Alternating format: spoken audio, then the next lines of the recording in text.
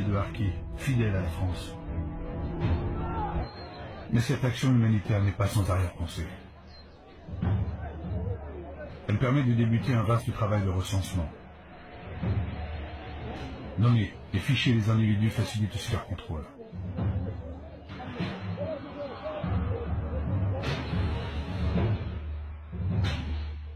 Dans ces villages, les militaires vont armer des bénévoles. Ce sont les groupes d'autodéfense. Chaque volontaire reçoit un fusil. Un simple fusil de chasse. Un fusil et une mission. Interdire toute approche des maquisards de l'ALN. Mais ce village, c'est encore un coin de France, et comme dans toutes les guerres, l'étendard doit être levé. Fidèles patriotes français pour les uns, traîtres algériens pour les autres. Les hommes de cette armée improbable, et pourtant si fiers, s'engagent sans le savoir vers leur tragique destin.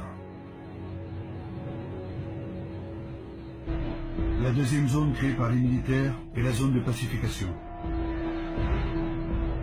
Là encore, le ministre vient lui-même armer la population pour qu'elle se défende de l'ALN.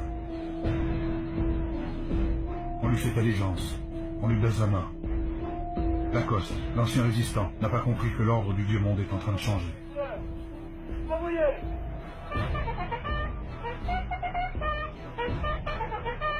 Les Algériens, originaires de Mélouza, rejoignent leur pays.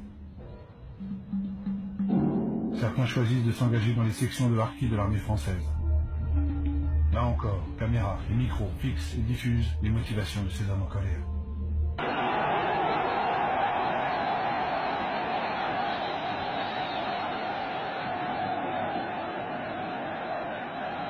Je vous ai compris.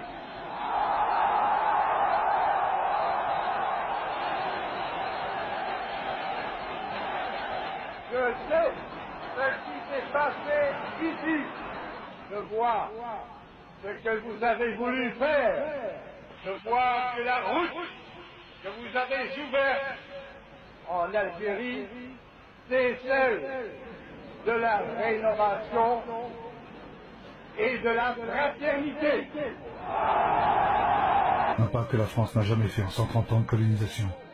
Donner aux musulmans les mêmes droits et les mêmes devoirs qu'aux Français. Et pour cela, vous devez écrire sur la liste électorale. Or, il s'agit bien d'approuver une nouvelle constitution pour la France. Et elle va donner au président de la République d'immenses pouvoirs.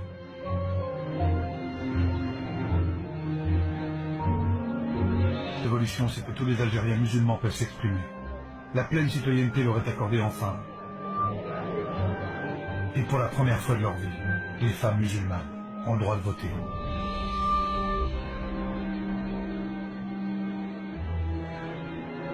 Alors malgré les pressions du FLN qui dénoncent le référendum, cet appel au dialogue avec le FLN a jeté le trouble chez les Français. De Gaulle veut concrétiser la paix des braves. Pour cela, il ordonne la libération de 7000 prisonniers du FLN. Et le meilleur chasseur de Français de souche nord-africaine.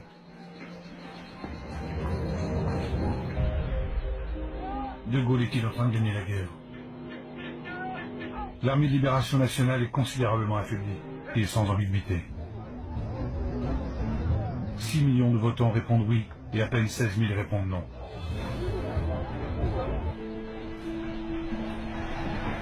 Certains officiers vont réussir à évacuer vers la France les Harkis et leurs familles. Ils le savent. En Algérie, ils sont voués à la vengeance. De Gaulle, pourtant, va ordonner leur désarmement.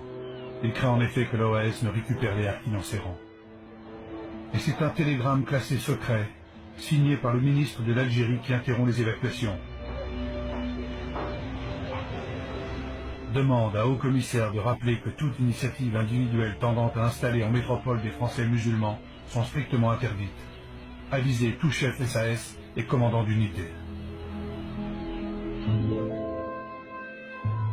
Après l'indépendance, des dizaines de milliers de Harkis vont être massacrés par le FLN, qui les considère comme des traîtres.